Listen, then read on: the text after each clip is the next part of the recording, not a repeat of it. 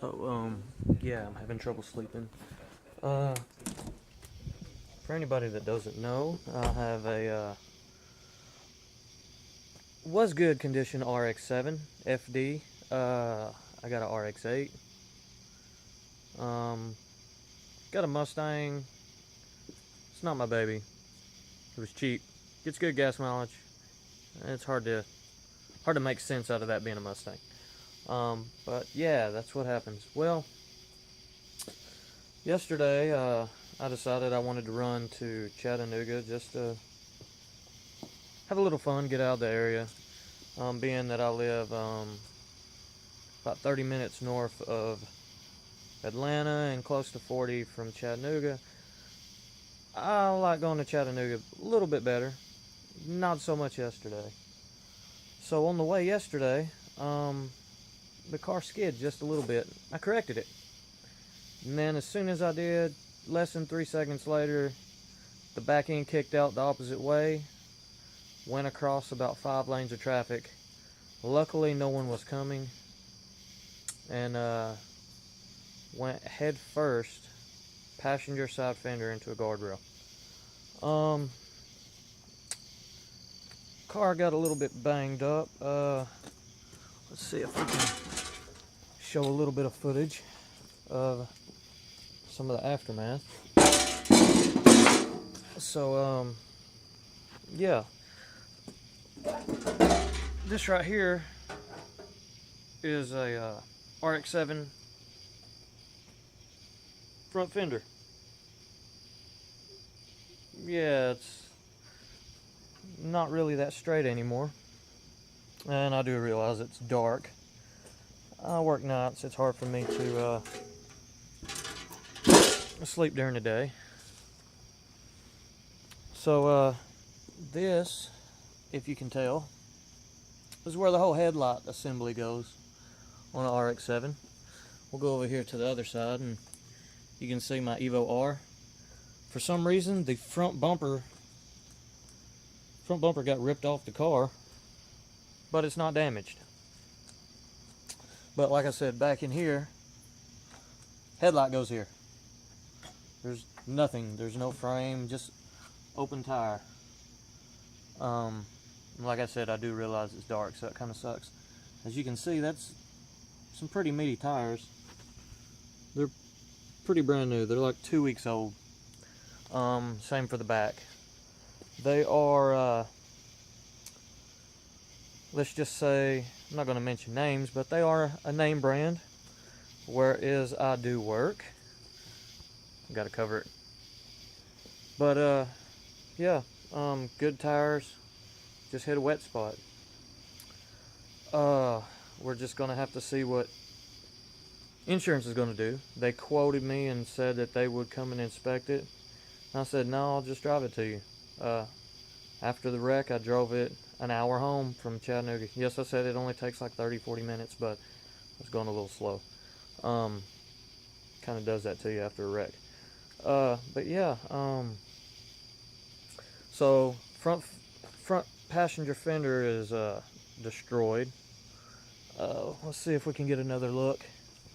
This is a very rare, even though it's hard to see, let's go ahead and shut it so maybe you get a better pic. This was a Mazda speed hood. They no longer sell. You can see that it kind of peeled it back into a couple pieces. And yeah, I would say that's it. And I know it's going to go dark for a second, but we're going to use the Mustang for light. So I'm about to show you the rest of the damage, if it will show. The headlights aren't the brightest on a Mustang, but you know, it's an old Mustang, like I said. This is my boo-boo. Let's see if we can get a good, we kind of crushed in the bumper a little bit, shattered some Rx8 style aftermarket tail lights for an RX-7. Crushed in the rear quarter right here. Crushed in that right there on the quarter. Put a good ripple in this right here. And it just kind of follows all the way up until mid-wheel. Yeah, it looks pretty rough. Ripped off the rear side skirt, or apron, however you want to call it. Yeah, it really does suck. Car door wasn't shut. Now, on the other side of the car, let's see if we can get that into perspective. Not really too great. The driver's side looks great, other than the front bumper missing. No damage. Let's see what we can do. Nah, it's still too dark. Yeah, hopefully the insurance don't total the car out, and I'm gonna turn the Mustang headlights right back off.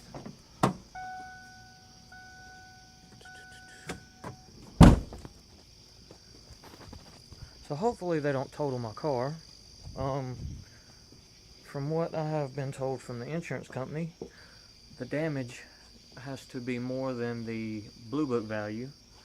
And for a 93 Mazda RX-7, I've done looked up, and the book value was close to 10 to 16 grand, and it goes up from there depending on options and everything else. And I have a good bit of upgrades.